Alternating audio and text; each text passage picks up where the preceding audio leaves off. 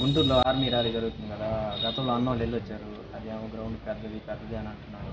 మైండ్లో టెన్షన్ అనేది ఏర్పడింది. రేపు మనం ఫస్ట్ రౌండ్ స్పీడ్గా కొట్టాలి అని అంటున్నారు. దాన్ని ఎలా ఫేస్ చేయాలి, లాస్ట్ రౌండ్ ఎలా ఫేస్ చేయాలి, స్పీడ్గా కొట్టాలా లేకపోతే ఇదంతా ఎక్కువగా ఉండిద్ది అంటారు హెవీ, దాన్ని ఎలా? తమ్ముడు నేను ఖచ్చితంగా నీ డౌట్ అనేది నీకు క్లియర్ చేస్తాను. ఖచ్చితంగా అది పెద్దదే అంటాను. పెద్దదైతే కరెక్ట్ కాదు. కాకపోతే ఏంటంటే దాన్ని నేను గతంలో ఒకసారి మెజర్ చేస్తున్నాను కోచ్గా చేసేటప్పుడు. అది పర్ఫెక్ట్ గ్రౌండ్ అనేది మెజర్మెంట్స్ పర్ఫెక్టే. కాకపోతే ఏంటంటే పొడవు అనేది తక్కువ, వెడల్పు అనేది ఎక్కువ ఉండడం వల్ల ఏంటంటే మీకు ఆ గ్రౌండ్ అనేది పెద్దదిగా అంటే వెడల్పు పెద్దదిగా ఉండడం వల్ల పెద్ద గ్రౌండ్ అని ఫీల్ అవుతుంది. పెద్ద గ్రౌండ్ అని అదేం లేదు, ఏం లేదు తమ్ముడు. కరువులు కరెక్ట్గా కట్ చేయడం అనేది మీకు రాగలిగితే సింపుల్గా దాన్ని క్వాలిఫై చేయడానికి నేను మంచి ట్రిక్స్ అనేది నీకు ఖచ్చితంగా చెప్తాను. మన ఛానల్లో పెడతాను, ఒకసారి చూసి ప్రిపేర్ అవ్వు. లాస్ట్ రౌండ్ కూడా బాగా స్పీడ్గా కొట్టాలన్నారు. అది కూడా ఖచ్చితంగా నేను ప్లాన్ చేసి చెప్తాను తమ్ముడు. ప్లాన్ చేయడం కాదు, అది ఉన్న యథార్థం. ఈవెంట్కి సంబంధించి అథ్లెట్లైనా సరే ఈ విధమైన ప్లానింగ్ చేసుకొని ఈవెంట్లో దిగి సక్సెస్ అవ్వడం అనేది జరుగుతుంది. ఈ విధమైన ఏ విధంగా ప్లాన్ చేయడం వల్ల నీకు మంచి టైమింగ్ పడుతుందో నేను నీకు చెప్తాను. నెక్స్ట్ మన వీడియోలో కూడా చెప్తాను. తప్పకుండా ఖచ్చితంగా చెప్తాను. ఓకే, ఇటువంటి సందేహాలు మీకు ఉన్నాయా? అయితే ఈ వీడియో చూసి క్లుప్తంగా తెలుసుకుందాం. Hi everyone, I am Anant, certified athletic coach and welcome to my channel village athlete.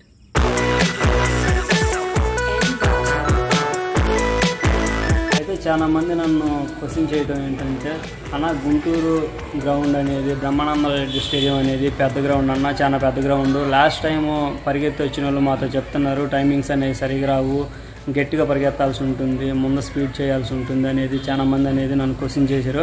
అన్న ఒకవేళ అది నిజంగానే పెద్ద గ్రౌండ్ అయితే మేము ఏ విధంగా ఫినిష్ చేయాలి, మాకు మంచి టైమింగ్స్ అనేది ఏ విధంగా ఇంక్లూడ్ అవుతాయి, అక్కడ ఏ విధంగా పరిగెత్తే ఇంక్లూడ్ అవుతాయి అనేది నన్ను క్వశ్చన్ చేయడం అనేది జరిగింది. అయితే దాని గురించి మీకు వివరంగా తెలియజేసి మంచి టైమింగ్స్ అనేది ఏ విధంగా తీసుకోవాలనే దాని గురించి చెప్పడం కోసం ఈ వీడియో అనేది మీకు చేయడం జరుగుతుంది. ఓకే, మనం 400 ట్రాక్ అనేది ఏ విధంగా గీయాలంటే ఈ విధంగా స్ట్రైట్ లైన్ అనేది 84.39 మీటర్స్తో ఈ విధమైన పాయింట్స్ అనేవి తీసుకోవాలి. ఈ పాయింట్స్ తీసుకున్న కానుండి 36 ఈ విధంగా 36.50 ఈ విధమైన పాయింట్ అనేది ఈ సైడ్ ఒకటి, నెక్స్ట్ ఈ సైడ్ ఒకటి తీసుకోవాలి. అదేవిధంగా ఇక్కడ కూడా ఒక పాయింట్స్ అనేది తీసుకోవాలి. ఈ విధంగా పాయింట్స్ తీసుకున్న తర్వాత కరువు అనేది టేప్ సాయంతో కట్ చేయడం అనేది జరుగుతుంది. తర్వాత సైడ్ లైన్స్ కూడా గీయడం అనేది జరుగుతుంది. ఈ విధంగా గీసినట్టయితే 400 మీటర్స్ ట్రాక్ ఇన్నర్ అంటే లాంగ్ సైడ్ అనేది పర్ఫెక్ట్గా వచ్చినట్లు.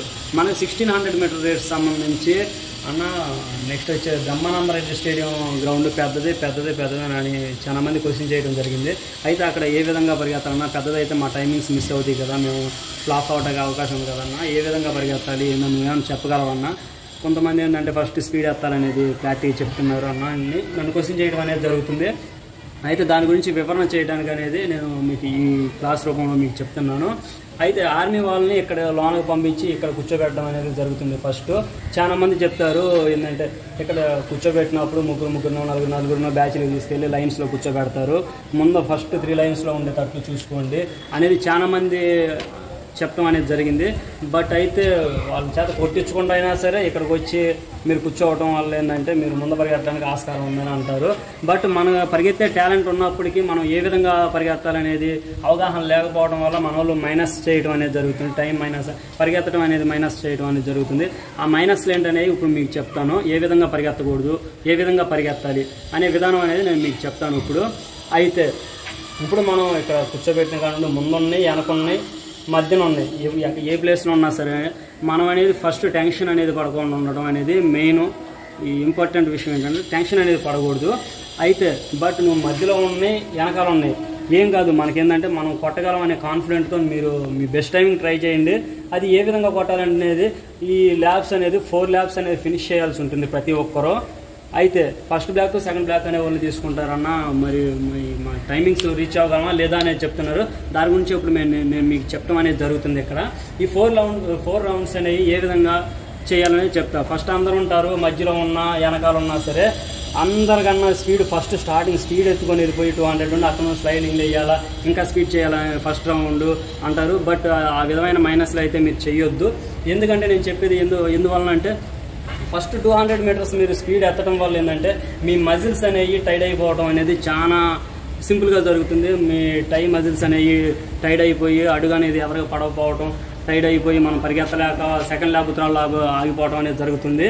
అయితే ఫస్ట్ ఉన్న వాళ్ళని రిలాక్స్గా ఫస్ట్ ఉన్న వాళ్ళు ఫస్ట్ లీడ్ తీసుకుంటారు. ఆ విధమైన లీడ్ తీసుకునేటప్పుడు మనం మూవ్ అయ్యేది మనం 4 ల్యాబ్స్ అనేది టైమింగ్ అనేది ప్లాన్ చేసుకోవాలి. 4 ల్యాబ్స్ మన బెస్ట్ టైమింగ్ 5:50 అయినప్పటికీ 5:50ని 4 భాగాలుగా విభజించి ఫస్ట్ ల్యాబ్కి ఎంత టైమింగ్ అనేది రీచ్ అవ్వాలి అనే ప్లాన్ చేసుకొని ఈ మధ్య రౌండ్లోనే కొద్ది దూరం కొట్టేలోపు ఫస్ట్ స్పీడ్ ఎత్తిన వాళ్ళు టైడ్ అయిపోయే వాళ్ళు ఆగిపోవడం అనేది జరుగుతుంది. బ్యాక్ ఇక్కడ నుండి లైట్గా అంటే లైట్గా స్లైడ్ ఓపెన్ చేసి మన బేస్ మీద కొంచెం ఇక్కడికి రావడంతో ఏంటంటే మనకి లైన్ క్లారిటీ అనేది వచ్చింది, లైట్ క్లియరెన్సీ అనేది జరుగుతుంది. ఎందుకంటే అందరు ఆగిపోయే వాళ్ళు ఆగిపోతా ముందు అనేది జరుగుతూ ఉంటుంది. అయితే మనం ఇక్కడ నుండి ఫస్ట్ ల్యాబ్ కరెక్ట్గా మనకు ఆ టైమింగ్ పడిందా లేదని చూసుకోవాలి. అదే సిచ్యువేషన్లో మళ్ళీ సెకండ్ ల్యాబ్ కూడా చేయాల్సి ఉంటుంది.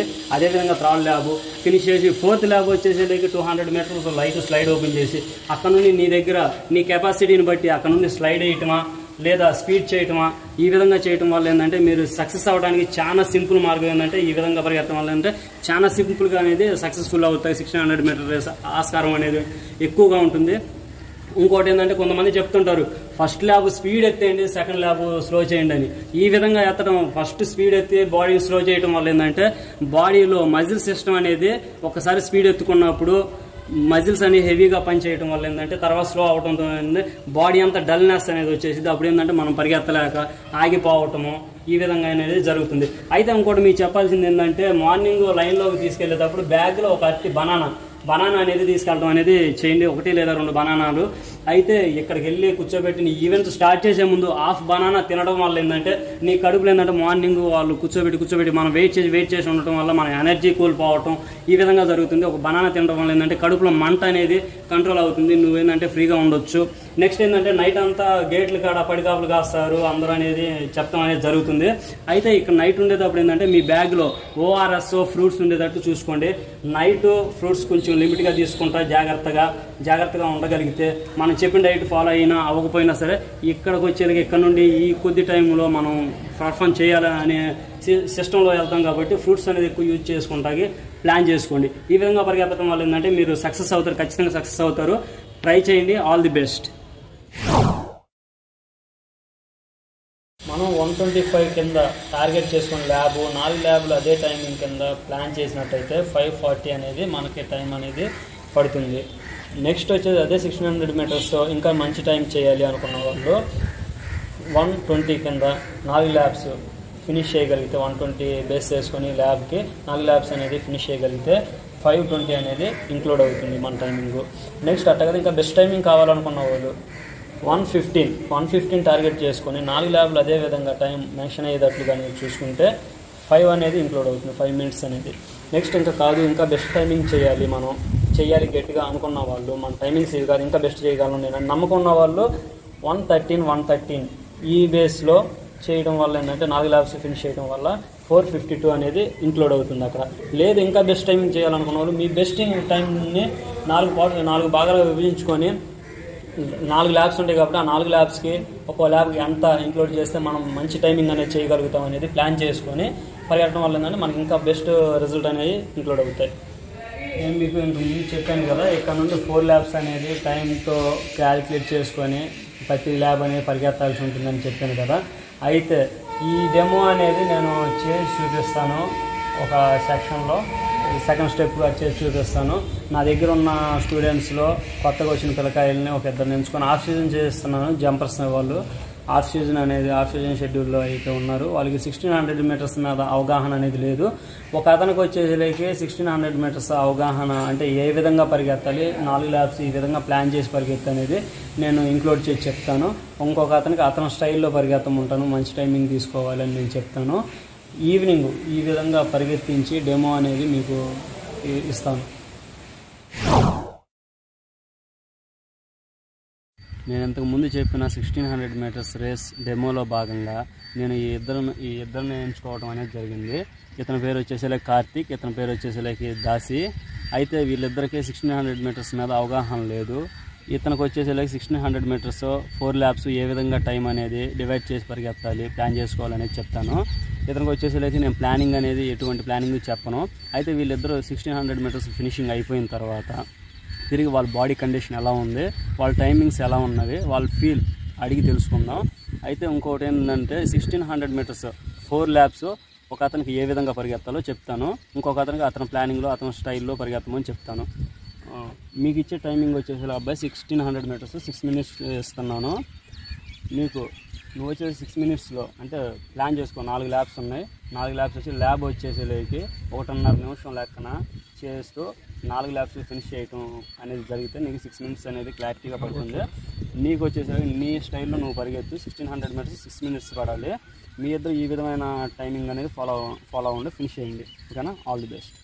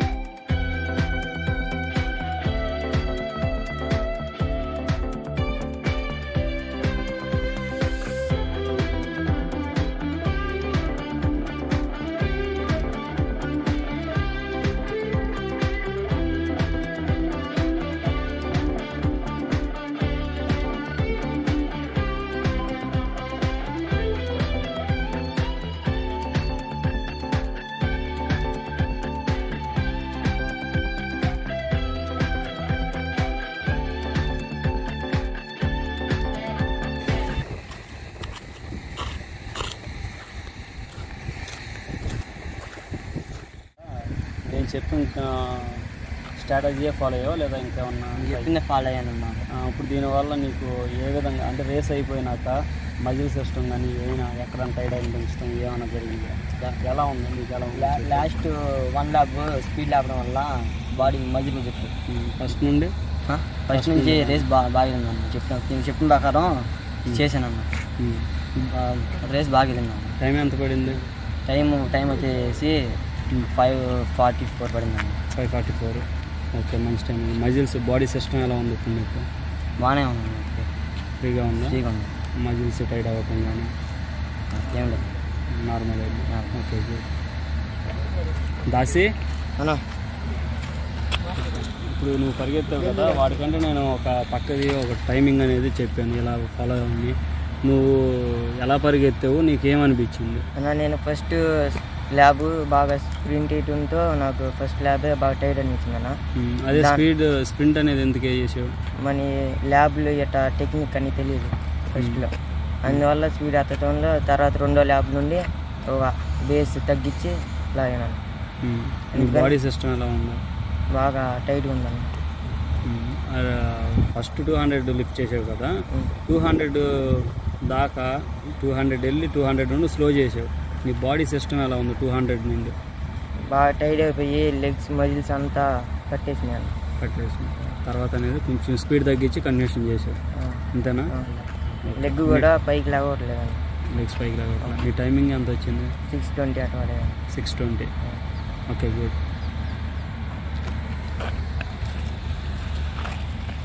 ఓకే బాయ్స్, నేను చెప్పాను కదా, నేను చెప్పిన విధానంగా ట్రైన్ అయిన అతను ఎలా చేసాడు ప్లాన్ చేసుకొని, దాని మీద అవగాహన లేనటువంటి దాసి ఏ విధమైన టైమింగ్ చేశాడు, ఏ విధంగా పరిగెత్తాడు మీరే ఈ వీడియోలో చూశారు. దీన్ని ప్లాన్ చేసుకొని మీరు ఫినిషింగ్ అనేది 1600 మీటర్స్ ఫినిషింగ్ అనేది సక్సెస్ఫుల్గా చేయండి. బ్రహ్మానంద రెడ్డి స్టేడియం అనేది పెద్దది అనేది అందరూ క్వశ్చన్ చేయడం అనేది జరుగుతుంది. అయితే నేను అక్కడ జూనియర్ మీట్ అనేది ఒకటి కండక్ట్ చేయడం అనేది జరిగింది. దాంట్లో భాగంగా ఏంటంటే మేము ఆ ట్రాక్ని మెజర్ చేసి ట్రాక్ మెజర్మెంట్ అనేది తీసి ఈవెంట్స్ అనేది కండక్ట్ చేయడం అనేది జరిగింది. అయితే మనం అనుకున్నట్లు అది పెద్ద ట్రాక్ అనేది కాదు.